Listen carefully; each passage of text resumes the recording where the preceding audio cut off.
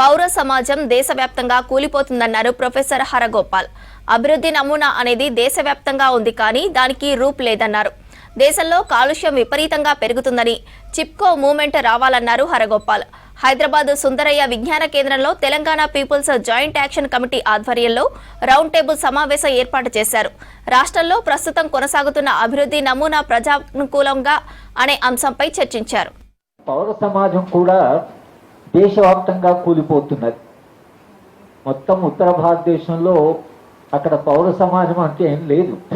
ఇవాళ ఛత్తీస్గఢ్ లేదా ట్రైబల్ ప్రాంతంలో కనీసం కొంత మాట్లాడే వాళ్ళు ఉన్నారు, కానీ ఇవాళ వందల మందిని చంపినా అక్కడ మాట్లాడేవాళ్ళు లేరు.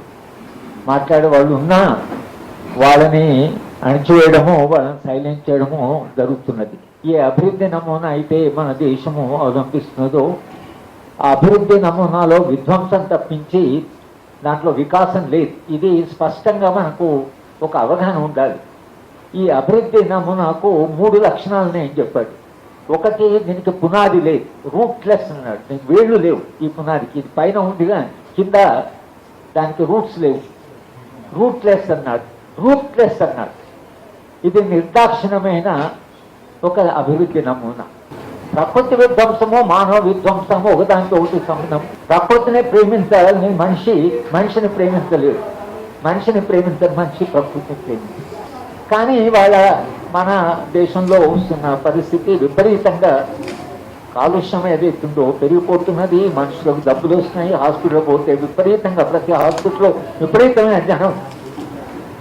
కానీ దీన్ని చెప్పినా మనకు అర్థం లేదు. కానీ Telangana people's joint action committee సభ్యులుగా బాధ్యులుగా ఈ అంశాన్ని ఏదైతుందో ఈ ప్రకృతి విధ్వంసాన్ని గురించి దాని